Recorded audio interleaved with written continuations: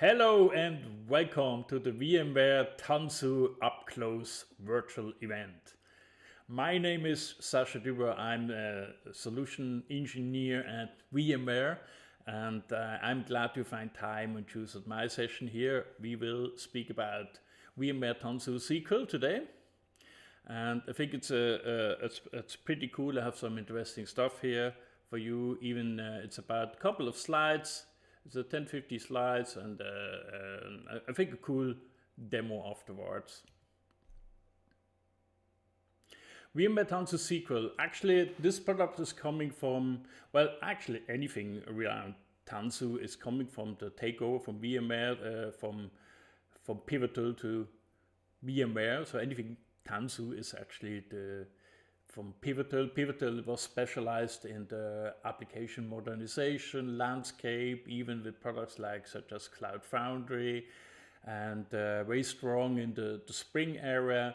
And Pivotal as well had a large data division with different software like MySQL, Postgres, with its own developer, even community coverage. As well, we have products in caching with Gemfire and RabbitMQ, a strong messaging system. But today we speak about MySQL and Postgres, and a lot of things have changed. You know, it previously was designed to run on VMs, and you have to install it for your own at the very beginning. So you have to install the VM, install the operating system, configure the SQL, all that stuff.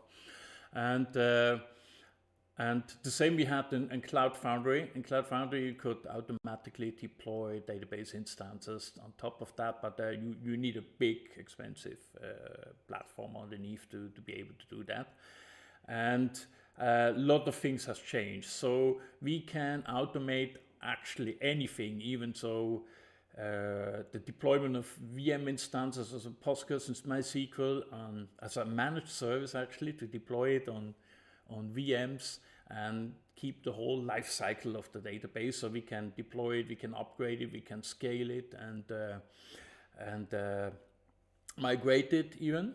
But that's not the topic. So today we're speaking and the new child in the family, and this is VMware Tanzu SQL for Kubernetes. And this is pretty new. It's just recently was going GA. And this presentation concentrates how cool things we can do that here, especially it addresses actually database operators, which today have to maintain databases, but even developer folks which may be interested in that scenario as well.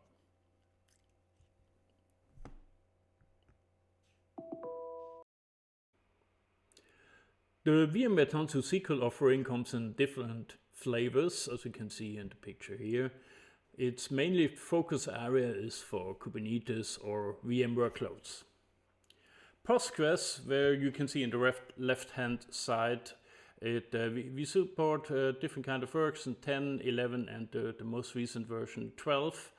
And its primary use case is for bare metal or VM workload and OLTP, OLAP application, transactional-based application workloads.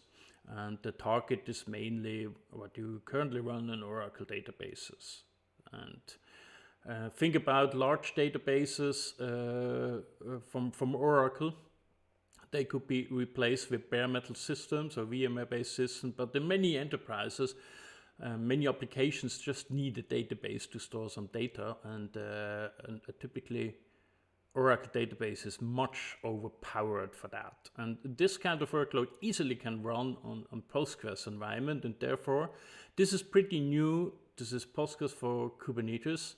It is now GA with 1.1 version, and it only supports, most current versions 11 and 12. And the big benefit here, it runs on any Kubernetes platform. And I think this is something special, because many vendors of such products, they have certification only of one Kubernetes provider. So we guarantee you, even if you have an OpenShift or a cloud provider, Kubernetes, we support that environment.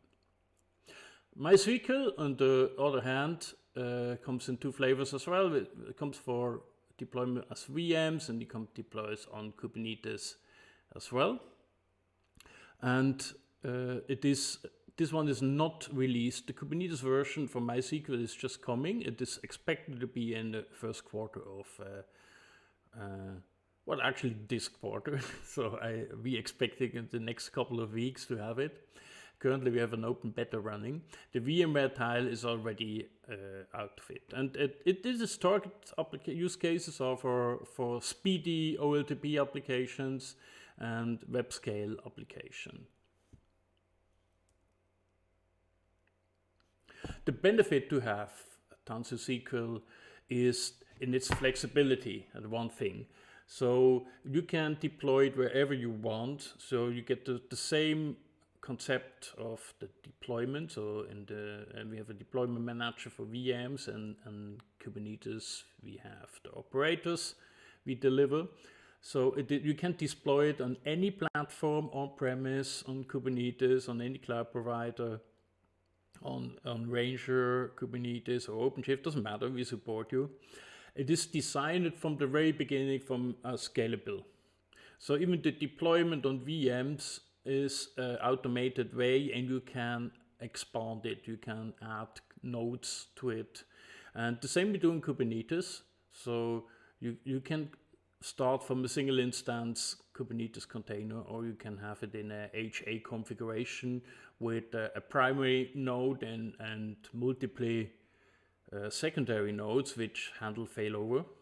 So it gives you the redundancy as well. And together with the operator concept, we help you to upgrade the software and lifecycle it. And this is, I think, a very important thing, because installation of a database, that's one thing. But to guarantee that the data is still there after an upgrade, you should take a look at that. Convincent, it should be simple, open source, and no vendor lock-in on that part, because you had it on an IBM and maybe Oracle for sure. And the next solution for enterprises, they really take care about you want to prevent vendor lock-in for that. And security is very important, because it's not only the software and the software of the database software itself, even the way it is deployable. In the database comes, and the Kubernetes version comes with a base image with the operating system, and comes with the software on top of it. By the way, we allow you to bring your own operating system underneath. So whatever you have, if you have CentOS or Red Hat Linux, or you have Ubuntu, so we bring you the software and support it. So we help you to build the container with your own base image. And even security, so we guarantee for the security updates and maintenance patches of the software. So you will see it in the following slides. You can patch the database while anything is running. And even it helps you with the productivity. So the application teams can now order it. So you don't need a database team that cares about the deployment. You need a database team in case you have a problem with the data management, with something with the software, the performance and tuning. But we don't want you to take care about installing a database and patch it and upgrade it and lifecycle it if the operating system becomes old. Therefore, we have a software called Tanzu Data Management for VMs and bare metal workloads, so that automatically lifecycle your database with the management API, so you can self-service for application teams, API, CLI, or web GUI, where you can request new instances. And in Kubernetes, we support the operator concept. The benefit we see three scenarios actually, or three different personas in this case. The first is the application developer. And the application teams, they complain all the time how much time they spend on waiting for a database. And that's true an issue, because we teach them to make the developer teams agile, to deploy faster, build and deploy faster applications. And at the end, you wait a matter of weeks to access your database. That cannot be. So we have to make that in the same way fast and automated that developer teams doesn't need speed on that part. This is a big advantage for them. And the same for the platform operator. So you don't want them to manually upgrade and lifecycle machine workloads, VMs or physical machine. So with the data manager, you want to have a full degree of automation and deploying and upgrading lifecycle of the databases. So with the Tanzu SQL, we really want to help to automate the deployment and administrative tasks for the database folks to increase the productivity and the cost efficiency of managing databases. Let's have a little bit a closer look how it looks in the traditional way that you can see the difference of database management. So this is an example you may see in the most enterprises, and we split it in between routine management, and where you see tasks like review database and schedule and create manage backup jobs and failover plan, disaster recovery, and this has have to be done for every team, for the IT team. If a new app is coming, so it has to be onboarded by the database team, and that's some tasks you need to do. So you have to decide if you want to HA capabilities or not, and how regularly you want to have backups and recovery configured. Then scaling the database, this is something that comes after a while. So typically when an application is deployed, a new one, so you have after a couple of months you need to make a review and adjust the performance. So you have to see if you have enough nodes, or if you need to scale the nodes or have bigger nodes, maybe bigger nodes with more memory or faster I/O, and this is actually part of scaling the database, okay? And this can even end up in rebuilding a database machines or VM because they are too small or you need larger disks. So. Then upgrading, and I would not say just upgrading, is actually the complete life cycle. Go to the regular examples. So if you have a database typically based on a Linux underneath, this from the vendor Ubuntu or Red Hat. However, this operating system comes to an end-of-life situation all couple of years. So in terms of an example from Red Hat, so you have to go from Red Hat 7 to Red Hat 8, and this is not just an upgrade. Typically, that's really a reinstallation of that. And the same happens on the database. On top of it, the database software in terms of Postgres, from 10 to 11 and to 12, that's a job you have to plan. And it's not just the process you have to train in, you have to test it, you need an upgrade plan, and so on and so on. So what we want to do is actually automate the time-consuming administration of a database. And therefore, when you take a look on the right side, so routine backups should be set up automatically, actually. So even for the application team can enable it and can do it themselves. And this should be done by a tool or online, as well as in a production environment. So databases you have automatically installed with failover DR capabilities built in. So it shouldn't be a separate task to install it. The same as monitoring of the platform, the same thing. You should have the monitoring tool in place, and the best way is actually the database should scale depending on the application usage. Okay, you don't want to manually investigate the performance of the application. In the best case, the database recognizes itself. I need to be scaled. I need more performance. I need to be bigger nodes. So this is actually the thing we are dreaming about.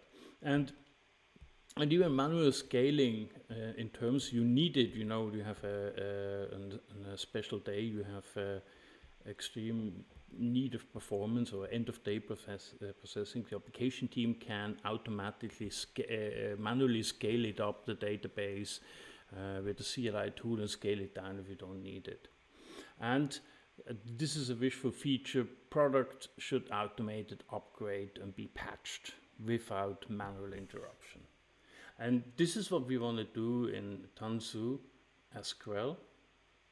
And on this page, this is how it could look like. You know, the routine management, every time a database is created, then to have automatically done initial backup of the database. It should be automatic provisioned. You have the backup in place, and the dev team, they can trigger backups and recovery on demand if they really need it on the GUI, on the CLI. They don't have to involve the database team for that tasks. Okay, the same as scaling the database. So during the initial setup of the database, the team can already scale some nodes up, and at the end, the development, the application team can scale the database depending on the quota. Sure, they cannot scale endless, but depending on the quota, they can scale the database themselves over the GUI or CLI if needed. And the same like upgrading and database, or first installing the database, should be done by the database team, but later on, the development team should be responsible to lift the database to a new version by just the GUI and the CLI. So they doesn't need to be an involvement of the database team. This is the dream we have to go through. Let's have a closer look to the features we have. First is provisioning. So we can provision different flavors. So in VMs, we can deploy an VM or bare metal in an automatic way. And with the Kubernetes operator, we can deploy on demand on Kubernetes. The same up to scaling. So with the data manager, we can scale, add nodes to the cluster, and configure it or scale it down. This is pretty neat, especially on Kubernetes environment. So you can scale up a cluster if you need the additional power, especially for read on the database, and scale it down if you don't need that much power anymore. So it saves disk, it saves consumption as well. This makes actually the whole deployment very HN. You can save money on that. The same with patching. So patch and updating, including the operating system, is on demand, unscheduled, and without downtime. This requires that you run the HA version of each databases. In a single instance, you will have a downtime for sure, but you can at least update and patch while anything is running. And for sure, you will still see your data at the end. And backup transaction logs and point-in-time recovery is on demand or scheduled. So you can schedule your backups of the data in a regular way, or you can make it on demand, and even the recovery, you can trigger it itself. And this is a big benefit. Think about it. Today, in many companies, this will be provided by the database operation team today, and we can completely automate that tasks. So developer get access to make recoveries and backup this stuff independently. Even archiving of the data, you can do it archiving it locally or in a backup in somewhere in the cloud or in a remote data center. That's pretty neat as well. And we can do replication with cold replicas or hot replicas or read replicas for application performance expansion, and even across management zones. Then we have every database comes with a monitor database engine, so you have additionally instance only here to check the health of the whole environment. In Kubernetes, you get an additionally pod which is deployed to the database, which monitors the primary and the secondary nodes. And even monitoring is in the operating system and networking and I/O together. The whole environment is encrypted, the whole communication to the database. Well, you have to configure it, okay? And we even provide you certificate management. As far as I know, it's even should be a possibility to rotate the certificates, but I'm not 100% sure about that one. If you like, I can clarify that part. And yeah, this is pretty nice. But encryption at rest, this is planned feature which comes somewhere later. Right.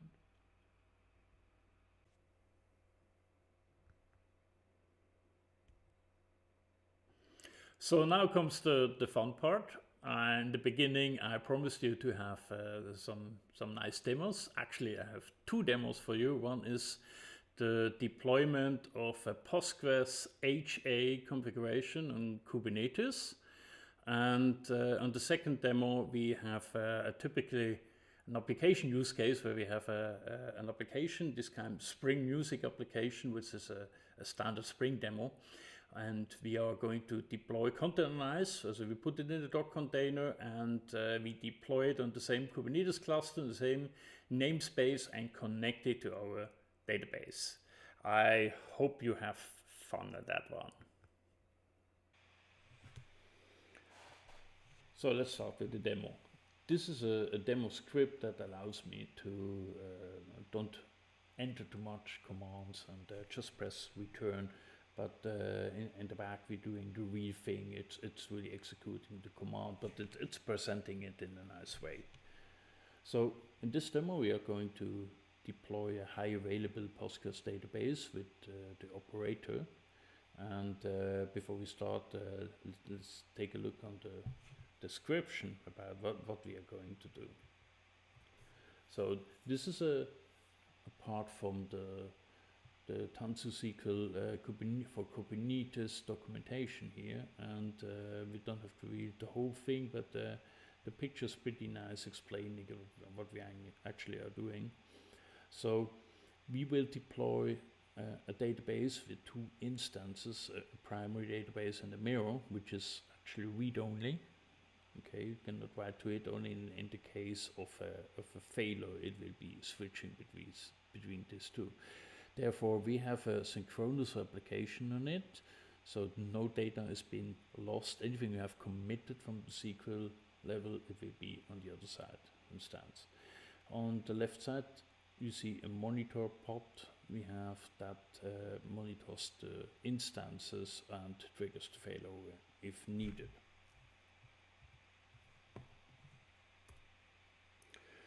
So take a look to the operator. So we have the Postgres operator already installed here with the status. It's running for a while actually. And let's take a look what kind of objects we have created. So you see we have the Postgres operator here. Additionally, we have the menu. Menu I'm using as free storage. That's pretty neat. I use that for a backup demo. And if you have time to show you, I will demonstrate it. So we have a deployment and we have a replica set which takes care of the pods if one is failing. For this demo, I'm going to make a new namespace, Tanzu Data Postgres demo. I have actually my test server here, have a couple of things already running, so but that's fine here. Then we created first a secret for the menu storage that the application then can access it. So never mind about the secret key here. This is on my local cluster only, so it's not accessible from outside. So we have created the secret here, and now we create the database instance. I already have prepared the YAML file for it, so actually it's pretty simple. So we have the Postgres kind object. It is the key for the Postgres operator. He listens to that object and knows, okay, that's job for me.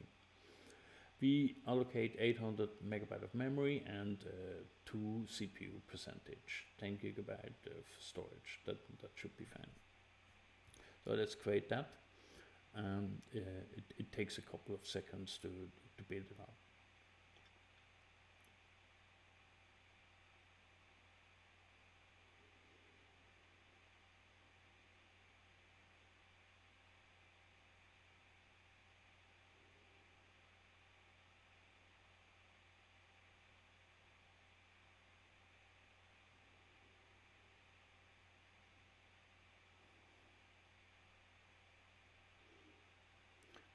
Now it's finished. Let's take a look on the object we have created. So the stuff is coming up. Not all containers are already up. So, but the main are running. So we have the instance 0 is running. We have the HA1. So we have actually 2 of this database instances already running. We have the monitoring process here as well. And we have a service here, an external IP address already get to access the database here. So we have already some storage allocated here. As you can see, the monitor has 1 gigabyte, and every Postgres instance have its own dedicated read-write-once storage here underneath. Now, the Postgres operator already creates secrets. You can see here the TDH Postgres HADB secret, and he stores all the credentials we have here. So we have here the database name, the admin user, the password, and the DB host. You can see the DB host is actually matching with the external IP address we have. So you can access it from outside on the port number. That's what we're going to do. So we can use the password. We can connect with PSQL command with the host name and the port, and the password automatically to the database. So we are connected. We can take a look on it. What for databases we have, what for roles we have. So yeah, maybe that one goes better. Okay, no, 0 rows. Okay, but you get it. With control B you get out. So there's a second option to access the database. So by the way, you can access the container directly by the pod. So this is not for production use. Typically, you need access to the namespace and the cluster to do so. But on the development cluster, it is pretty nice for debugging reason. So we have the same database here, just over the pod. We are not coming from outside. So now let's make. We need a GUI, okay? Because the command line is fine, but actually we want to have to access it from outside. So this is we use the PG admin 4, and this is pretty now very common. There are several different GUIs outside, but for this purpose, it's nice. It's okay. So let's install that one.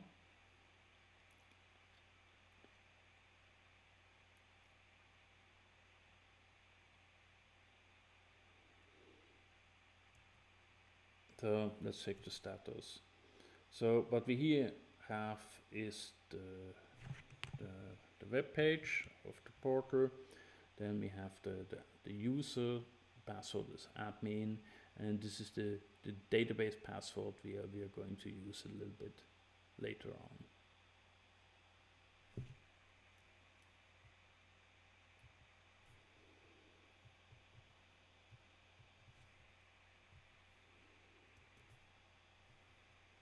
So we can see the database is not yet ready.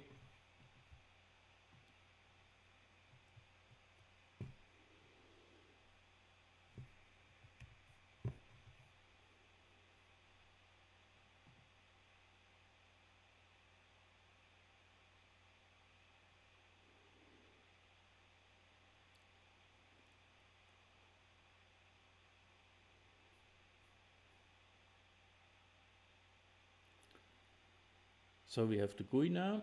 Let's log in.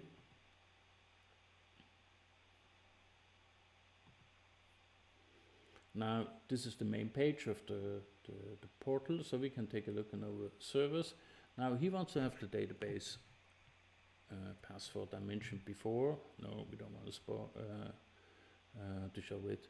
And this is pretty nice. So we have already some performance data, so you can see how many server sessions we currently have running, how many transactions per second, and this is very nice little tool for debugging.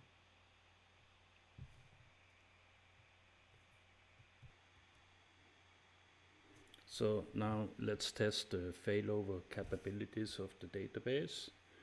At first I show you the status of the database, and as you can see, we have two instances, node 1 and node 2, and one of them is the primary node, and one is the secondary node.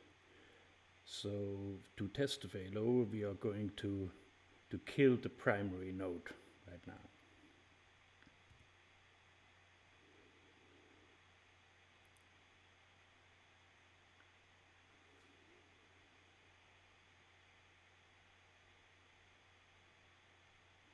Let's see the status. So you can see now that instance 1 has been killed, and automatically it's restarting. It's initializing right now. So give it another try.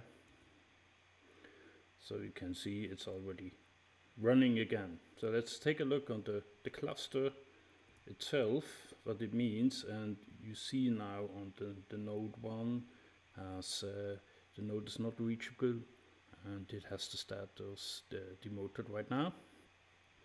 And the second node is reachable and is taken over as the primary node. So this has just happened about, I think, 10 seconds, not more. So the second node has successfully taken over as the primary, and the other node is already up again.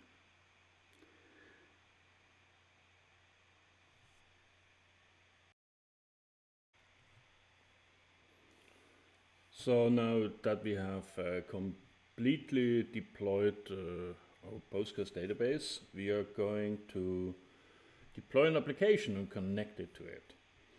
So therefore we are using the Spring Music application, which is a perfect use case for that we want to achieve. So take a look to the project. It is a standard, it's originally comes from Cloud Foundry. It's a Gradle project here, and you see all the components, and it has to be prepared at least to support Postgres as a database. Here it's coming from, and this one is we're going to deploy right now.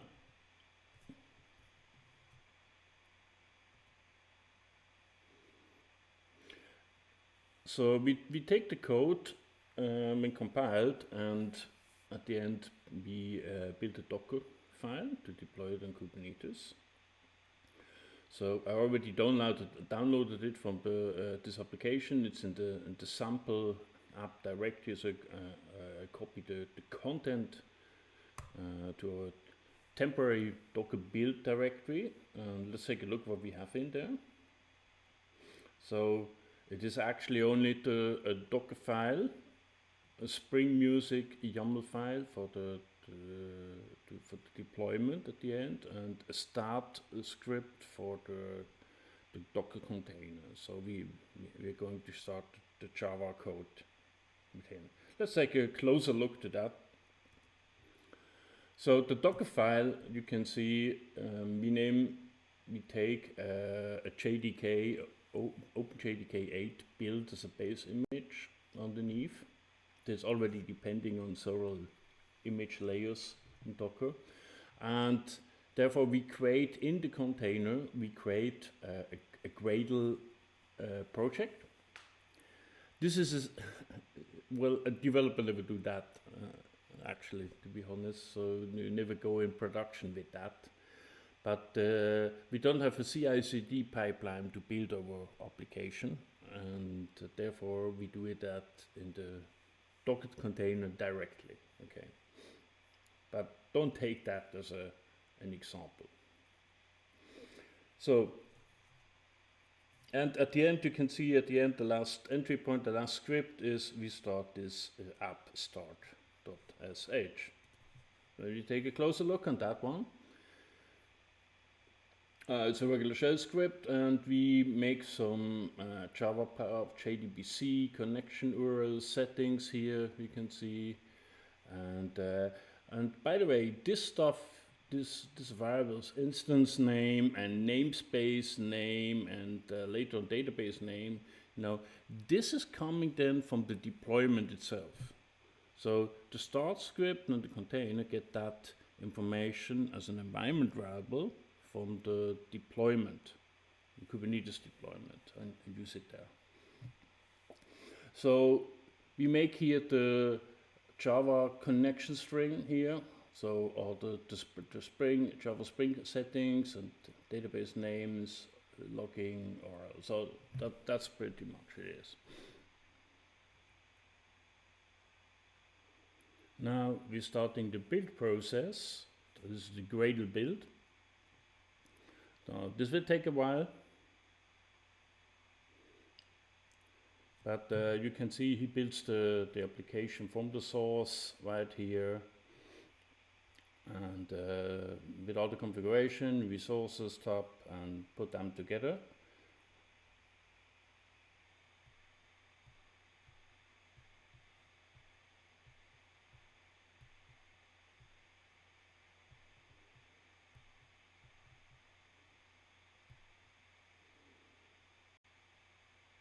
So the build is complete right now. So we can see the Docker images he's created, and we push now this image we have created to the Docker registry, and therefore I have a Harbor registry configured. So we're uploading it. And the Harbor is running on the same cluster, so give him some time. Yeah, some of the layers already do exist. Now let's take a look to the deployment.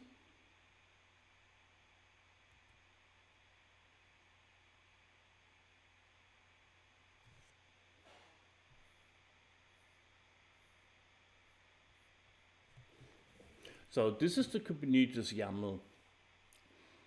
And as you can see, you have different sections divided by the dashes here. So we have first a deployment. The deployment describes how to deploy the application and how many instances. So we have, in this case, only one replica set. We have one instance of the application. So if we have 3 at the end, we will deploy 3 containers doing the same in parallel. Then we have containers, at least one. You have the Spring Music container, the images coming from Harbor, and the last command is our start script, which connects finally to the database. We publish the port 8080, and here are the variables coming and speak about from the instance DB and database name, and we are going to use. Okay. And they're coming from the secret itself. Okay, this is a secret from the database. We already previously did, so we already created that one. This is the same secrets, to be honest, where we used to connect the database. So we read actually that secret and get the variables from them. So we don't even need to know the password, okay? As long as the secret is there, then that's pretty much fine. So we don't use hard-coded passwords. Then the next is the service. The service is some kind of load balancer in Kubernetes, and so he takes it's like firewall and on load balancer, because in firewall he said which protocol is allowed, which port we are allowed to come from, and then he transfers forwards the traffic to the Docker container running underneath his service. Okay, and you make a load balancing, a round robin, so from one container to the next. This is the service, and yeah, that's pretty much it. Okay. Oh, okay. Forget we have an ingress. In this case, we want to have connectivity to the outside world, so we do have we define an ingress router, so which allows us to forward the traffic from outside when I come to the right port to our very application. So let's deploy that one. Okay, you see we have created 3 project objects: development, service, and ingress networking. Let's take a closer look to that. So the application is now about to start. Okay. It takes, give it some more seconds to coming up for that.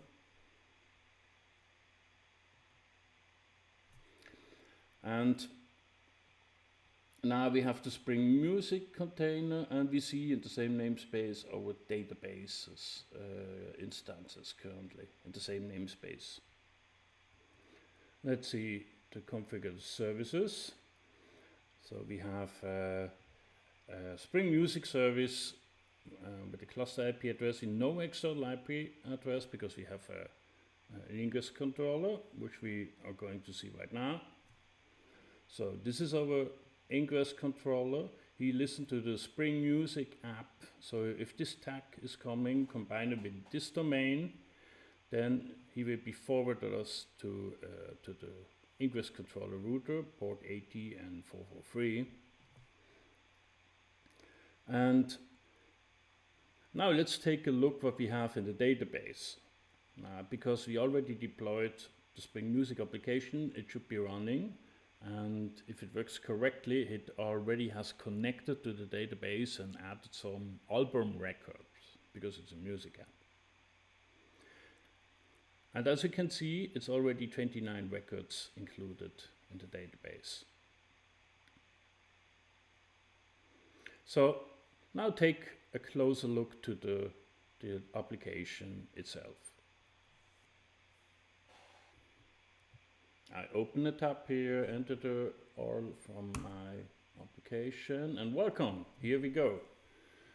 So this is the Spring Music apps. You see it is hosted over the Ingress router of my local domain, and now I have different album covers and which we have in the database, and we can take a look on it, and it's a small application. I can add an album here. I can sort it in the database. It's pretty simple, but you got it pretty much what it is about. So we success what we have done. So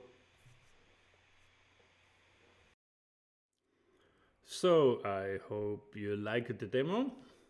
Let's get back to the presentation, and let's talk about VMware contribution in Postgres open source community. And VMware has up to 14 years of commercial Postgres solutions. Well, not only VMware, part of it was at the time during Pivotal, but however, its commitment in open source is huge. It's not only, to be honest, not only Postgres, a lot of products, especially in the data environment, as we have MySQL, Gemfire, RabbitMQ, Greenplum Data Warehouse, and the whole stack of Kubernetes software like Harbor, Registry, and Contour, Ingress Router. It's all completely open source distributed. Okay. So, especially for the Postgres community, we have 2 committers and 4 additional contributors, and that's a difference. You know, it's one thing to take an open source software and just resell it and give basic support on that, you know. And think about, you have an issue with Postgres and the source code, you know, functionality features, a feature that doesn't work pretty good or not fitting in your environment. And with having contributors at VMware that allows you to make changes for you, you know. And typically it's hard to get into the community, and because this is VMware people working there, so we can make pressures. Well, we cannot command them, but at least we can influence feature changes to the community. And additionally, projects we have, or the developers concentrate mainly on the PG backrest. This is the backup and restore project, and the PG bouncer and auto failover stuff. This is where the people focus mainly. So in our commercial offering, so you can have Postgres and Tanzu MySQL for free from the open source version, for sure. That's fair enough. But we have a couple of benefits in the commercial offering we provide you. And one thing is with the migration assessment. So we have specialists, not only the developers, they work in the community. We even have database teams ourselves, and we work with partners together to help you with migration from other vendors, from DB2 and Oracle, to move away to Postgres. So we have specialized companies, and even we can make a assessment about the complexity of your migration. So the hardest thing is not to know how complex and what's the effort to make such to have such a migration. And we do actually report and analyze and make a detailed report about the complexity of such a migration in your enterprise. And we can plan it in execution. So as I stated, we have our own people and partners. They can help with the process. And we help to enable your people. So we have especially DBA and developer workshops where we have in combination, you know, typically it's not only a matter of the database. Typically a database have to be integrated in an application, and you need to have the right workload from the application side. So it makes completely sense to have combined DBA and developer workshops to find the best fit for an application and the database. So we help on that as well. And even we have trainings to help you in the administration of Postgres or MySQL, maybe. And important, we provide you with a 24/7 support and different stages. So we have a critical, major, minor, severity, cosmetic features, and yeah. So we help you. You can read more about that on tanzu.vmware.com support offerings for the different options may fit to your environment. So that pretty much was it for my session. I heading back, so I hope you enjoyed this. It was a pretty cool experience to have such an online event, and I thank you for your time and your patience, and I'm handing back to Matthias Ewald. Thank you very much.